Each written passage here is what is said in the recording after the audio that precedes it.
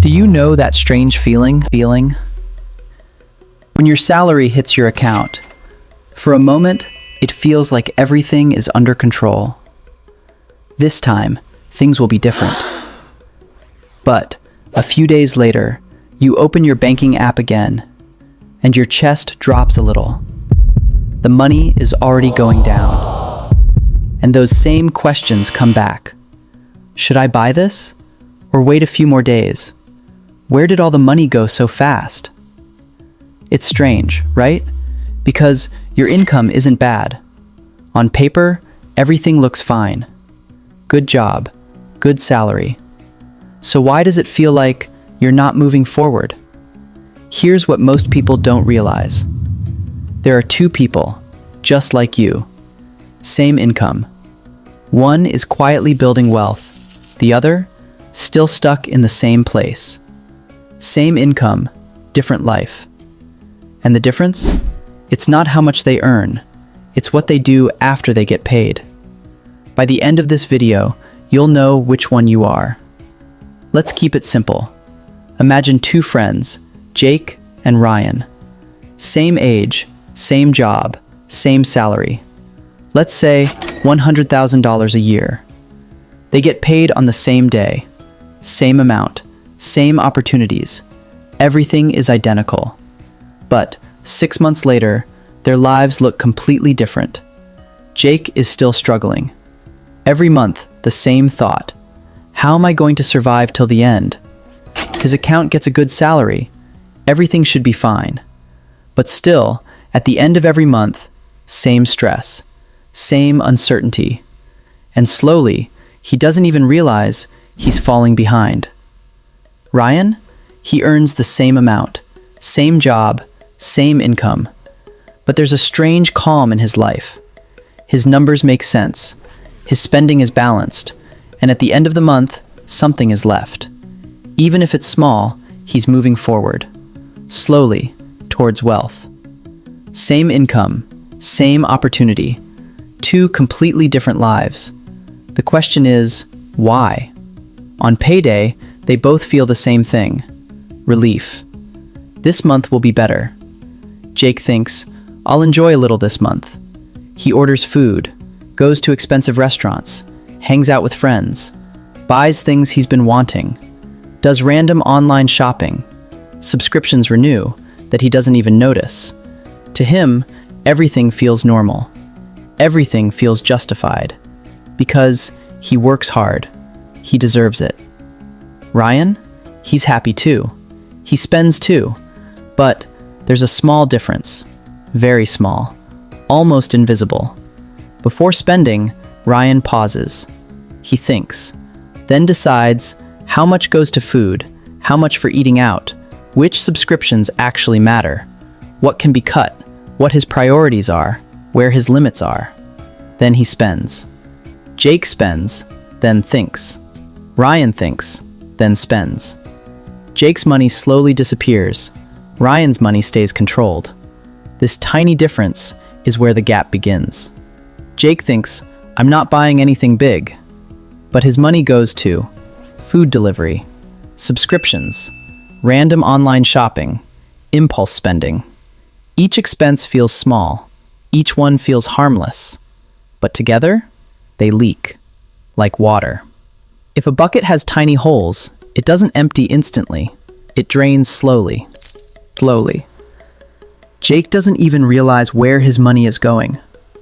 Ryan? He spends too, but his leaks are smaller. Because he understands. Small things create big impact. This is where it gets real. Jake isn't just spending. He's escaping. After a long day, he comes home tired. His mind is exhausted. His body drained. His mood heavy. And then, he makes a small decision. I won't cook today. I'll order. I've been wanting this. Let's just get it. Let's go out. I need a break. These decisions are small, but they're not random. They're emotional. When he's stressed, he spends. When he's bored, he spends. When he feels low, he spends. There's one thought in his head. I work so hard. I deserve this. And that thought is dangerous. Because emotion doesn't follow logic. Emotion doesn't follow budgets. Emotion wants one thing, and relief is rarely cheap. Over time, his brain learns a pattern. Feeling bad? Spend. Stressed? Spend. Broke? Spend. It becomes a habit, automatic. He's no longer choosing, he's reacting. And this is where most money is lost. Ryan? He feels the same things, same stress, same pressure, same tiredness.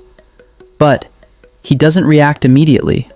He pauses, just a small pause, and asks, do I want to spend, or am I just not feeling okay? That one question changes everything. Sometimes he spends, sometimes he doesn't. But he's aware. Jake spends to feel better. Ryan spends with intention. Jake gets temporary relief. Ryan keeps control. And over time, this creates the biggest difference. Here's the real problem. Jake thinks his expenses are small, manageable. And honestly, he's not wrong. He's not making huge purchases. But he misses one thing. His money isn't just being spent, it's already committed. Every month, Netflix, Spotify, gym membership he barely uses, credit card bills, EMIs, buy now, pay later, $10, $20, $50, all small, all manageable. At the beginning of the month, no problem. But together, everything changes. Jake doesn't realize his money isn't disappearing at once. It's already booked. Even before his salary arrives, a big portion is already gone. He sees the money, but he doesn't own it. He's just holding it temporarily. And that's why, a few days after payday, he feels broke. Because in reality, he already is. This is where people get confused and start searching. Why am I always broke even with a good income? Why do I feel broke even with a good salary? Because the problem isn't obvious. No big mistake. No huge spending. Just small commitments, locking the entire income. Ryan? He has subscriptions too. He has EMIs too. But he tracks everything. He knows his fixed commitments. He sets limits, cuts what's unnecessary, keeps what adds value. And most importantly, he pays himself first, then spends. Jake spends everything he earns. Ryan saves first, then spends. Jake's money comes and goes. Ryan's money comes and stays. No matter how high your income is, if nothing stays in your hands, you'll always feel, I make good money, but I'm still broke. Jake picks up his phone and starts scrolling, mindlessly. Sees friends upgrading, new phone, new car, traveling, better life. Everything looks perfect. Slowly, a feeling grows inside. Everyone is moving ahead, except me. And that's where the problem begins. He starts comparing his real life to someone else's highlights. His spending increases. I need to upgrade too. I can afford it. Because the feeling of being left behind is painful. So he spends. Not to impress others, but to convince himself, I'm not behind. But the truth, he's crossing his limits. Ryan? He sees the same things, but he doesn't compare. He understands. It's highlights, not reality. He moves at his own pace, plays his own game. And that decision changes everything. 6 months later, from the outside, everything looks the same. Same job, same salary. Nothing changed, it seems. But inside, everything is different. Jake, same income, no savings, same stress. End of every month, same struggle, same feeling. I'm not moving forward. Ryan, same income, but more control, more savings, less stress, a strange sense of peace. Same job, same salary, completely different life. One day, Jake pauses, and for the first time, he understands. He's not poor. He's not underpaid. He's not unlucky. He's leaking. Small decisions, repeated habits, emotional spending, monthly commitments. All combined, he's losing his own money. Slowly, silently. And the scariest part? He didn't even realize it. And if you're honest with yourself, you might feel a little uncomfortable here. Because this story feels familiar. It's not just Jake's story. It's yours too. Next time your salary hits, pause. Because in that moment, you are both Jake and Ryan.